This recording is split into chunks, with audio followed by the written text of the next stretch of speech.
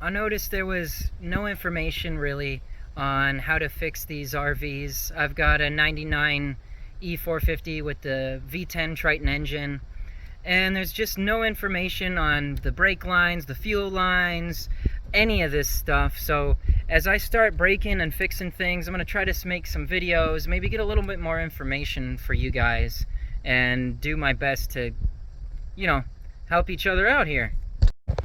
So in this video, you'll see that I had to replace this line right here. It goes way, way down in there. We had to tear up a lot of this stuff to get in there, but you guys will see just in a minute. So what our power steering line is going into here is basically like a vacuum booster. Your brakes and your power steering goes in there. So if you have a brake leak, you might notice that your power steering is going a little bad, or if your power steering was leaking like mine was, you might notice vibration in your brakes or like a groaning behind the pedal when you apply the brakes. That's because it all goes into here. Here's where we're leaking, that little hose right back there. It's going into the top of this steering pinion, if you can see that. Let's see if you can get a good angle there. Yeah, coming out of here, coming out of the top there.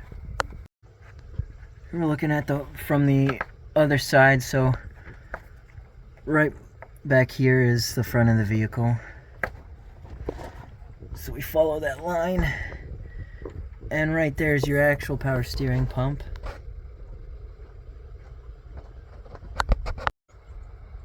As you can see, we took the intake off so we can get a little bit more breathing room down here.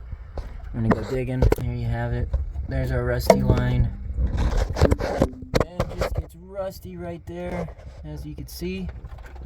And it keeps going up, back out, and into this guy. So hopefully we don't have to replace anything but these lines down there. As you can see, we're down in there. We are trying to get this little end of the line nut off of here. It's about a 16 millimeter or a 5/8, depending on how much rust is on it. Tried to use this crazy little ratchet adapter to get the thing de-rustified, and after a lot of elbow grease and a little bit of grunting, we were able to get it off. And after that, it's just this little piece right here, and then put it back together. Here we are with the new line in close to the hole. You can see that it's not exactly the length of the original, so you don't actually run it behind all this stuff. You actually run it in front of it, and it should fit all right. What I ended up having to do was take the fan shroud out and take this top radiator hose out, as well as you remember, all the intake stuff to just reach my hand in there. I also had to bend it up a little bit at the end of this line, way down here, right at that piece right there. So a little bit of modification, but not much. And we'll screw this bad boy in with a 14 millimeter open end wrench and call it a day. Now when you refill the reservoir, it's okay to overfill it at first, because you're going to want to turn on your vehicle and just steer back and forth, really get the power steering pump moving, and draw some more fluid through the lines and stuff, because you're gonna have a lot of air and junk in there. So just, make sure you purge your system and check the fluid one last time before driving down the road.